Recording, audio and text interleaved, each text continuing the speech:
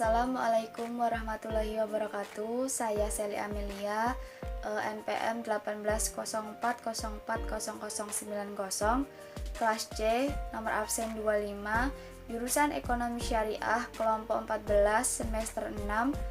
Pada video ini saya akan menyampaikan materi tentang sistem moneter Indonesia saat ini yang diajukan untuk memenuhi tugas mata kuliah fiskal dan moneter yang diampu oleh Ibu Selvia Nuryasari MEI. Baik, langsung saja ke materi yang pertama. Di sini saya akan menjelaskan terlebih dahulu apa itu pengertian kebijakan moneter. Kebijakan moneter adalah semua upaya atau tindakan bank sentral dalam mempengaruhi perkembangan variabel moneter, yaitu uang beredar, suku bunga, kredit, dan nilai tukar untuk mencapai tujuan ekonomi tertentu. Sebagai bagian dari kebijakan ekonomi makro, maka tujuan kebijakan moneter adalah untuk mencapai sasaran-sasaran kebijakan ekonomi makro, antara lain yang pertama yaitu pertumbuhan ekonomi, yang kedua penyediaan lapangan kerja, yang ketiga stabilitas harga dan keseimbangan neraca pembayaran. Nah, dari ketiga sasaran tersebut merupakan tujuan akhir kebijakan moneter.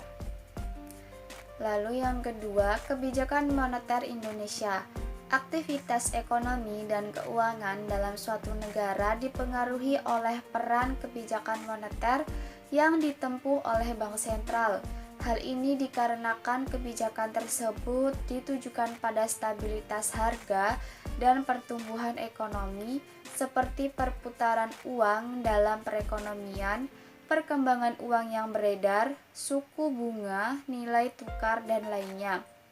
Sedangkan di Indonesia, menurut Undang-Undang Nomor 23 Tahun 1999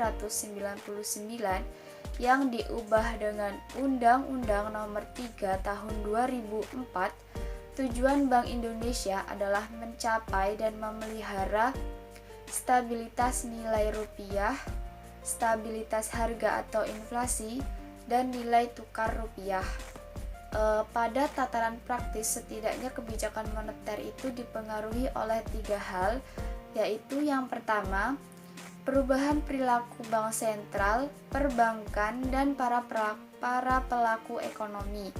Lalu yang kedua, rentang waktu yang dibutuhkan untuk mencapai sasaran inflasi. Dan yang ketiga, perubahan alur transmisi moneter yang sejalan dengan perkembangan ekonomi dan keuangan negara. Nah, oleh karena itu, dalam rangka merespon perubahan perilaku bank sentral, perbankan dan sektor keuangan diperlukan antisipasi dengan perubahan perilaku tersebut. Dalam hal rentang waktu yang ditempuh tergantung kepada kompleksitas produk-produk keuangan yang digunakan sebagai instrumen untuk mencapai sasaran moneter. Perubahan alur yang digunakan dalam perekonomian terbuka, maka kondisi moneter dan keuangan negara asing mempengaruhi satu dengan yang lainnya. Kompleksitas transmisi kebijakan moneter di Indonesia setidaknya dapat dijelaskan melalui 2 tahap, yaitu yang pertama, interaksi yang terjadi di pasar keuangan, yaitu interaksi antara bank sentral dengan perbankan dan lembaga keuangan lainnya dalam aktivitas keuangan. Yang kedua, interaksi yang berkaitan dengan fungsi intermediasi, yaitu interaksi antara perbankan dan lembaga keuangan lainnya dengan para pelaku ekonomi dalam berbagai aktivitas ekonomi di sektor real. Beberapa saluran yang digunakan sebagai basis dalam kebijakan moneter adalah uang, kredit, suku bunga, nilai tukar, harga aset, dan ekspektasi. Lalu untuk materi yang ketiga yaitu kerangka strategis kebijakan moneter. Sebagaimana telah diuraikan sebelumnya, kebijakan moneter pada dasarnya itu merupakan langkah-langkah yang ditempuh oleh bank sentral yang antara lain dapat berupa pengendalian jumlah uang beredar dan suku bunga dalam rangka mencapai sasaran akhir.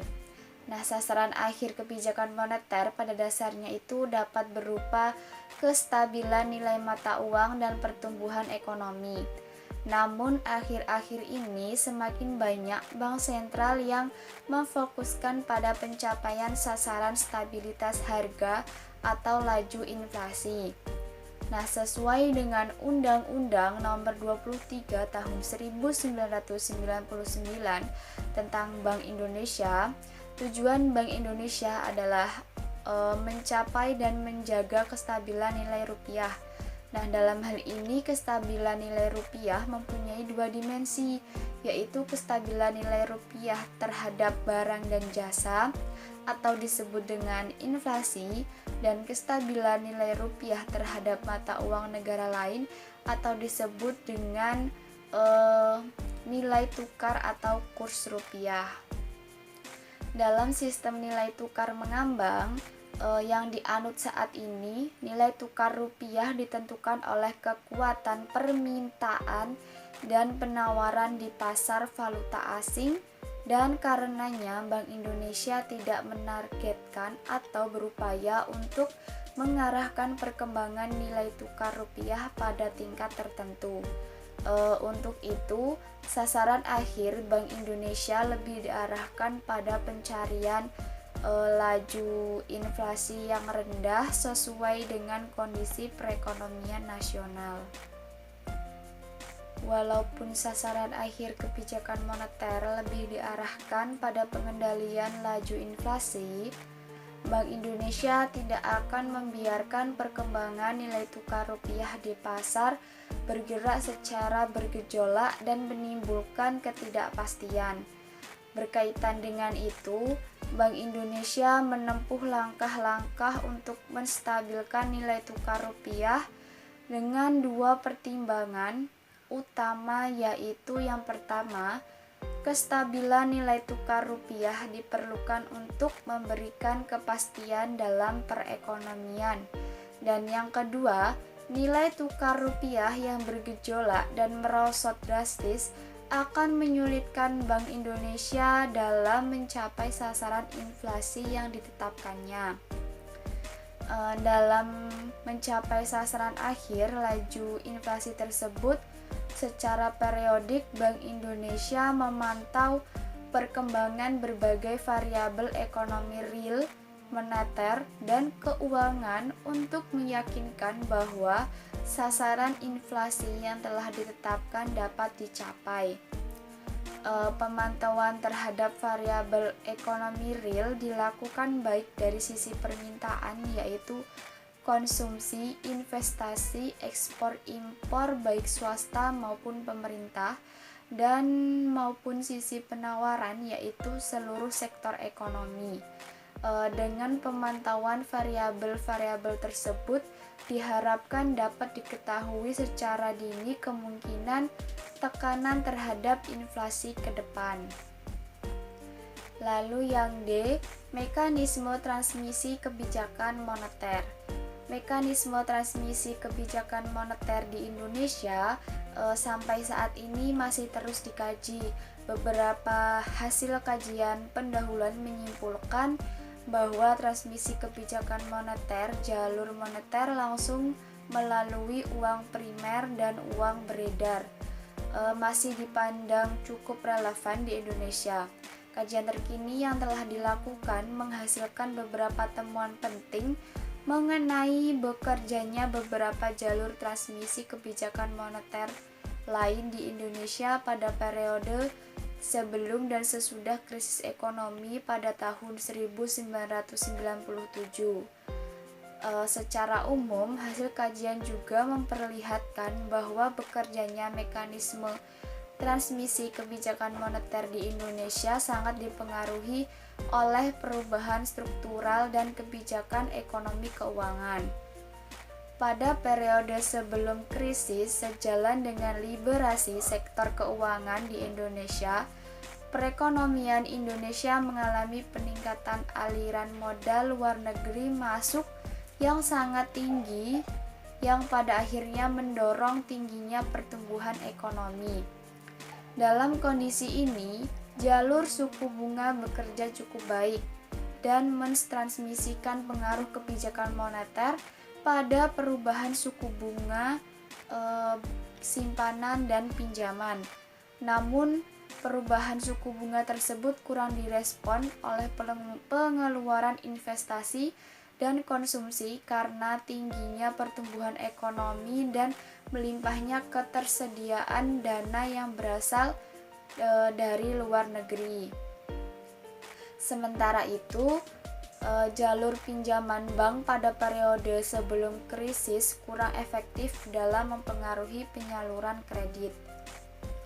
Demikian pula, jalur nilai tukar tidak begitu kuat peranannya mengingat pada periode sebelum krisis Indonesia menganut sistem nilai tukar mengambang terkendali. Dalam kondisi ini, pergerakan nilai tukar tidak cukup signifikan mempengaruhi perkembangan output real dan harga. Dan yang terakhir yaitu kerangka operasional kebijakan moneter. Proses operasional pengendalian moneter diawali dengan penyusunan monetary programming atau program moneter. Program moneter pada dasarnya merupakan suatu perencanaan kebijakan pengendalian jumlah uang beredar yang ditujukan untuk mencapai sasaran akhir kebijakan moneter. Program moneter ini mencakup penentuan sasaran operasional kebijakan moneter. Selanjutnya, Bank Indonesia menetapkan langkah-langkah yang harus dilakukan serta menetapkan instrumen yang akan dipergunakan untuk mempengaruhi sasaran operasional tersebut. Dalam pelaksanaannya, hingga saat ini Bank Indonesia masih menggunakan uang primer sebagai sasaran operasional. Instrumen moneter yang dipergunakan untuk mempengaruhi sasaran operasional tersebut adalah operasi pasar terbuka atau OPT, fasilitas diskonto, giro wajib minimum atau GWM, ataupun imbauan. Instrumen OPT dilakukan melalui lelang surat-surat berharga yang ditujukan untuk menambah atau mengurangi likuiditas di pasar uang.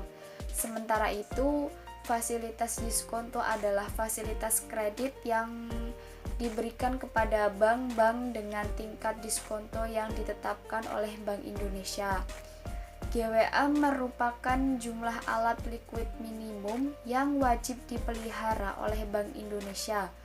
Selanjutnya, imbauan digunakan oleh Bank Indonesia dengan tujuan agar semua bank-bank dapat mengikuti langkah kebijakan moneter yang diinginkan Bank Indonesia.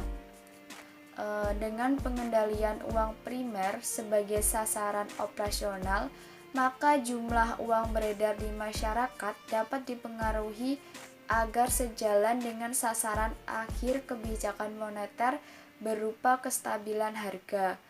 Pelaksanaan kebijakan moneter dengan menggunakan target besaran moneter disebut dengan pendekatan kuantitas tersebut dilakukan dengan beberapa pertimbangan.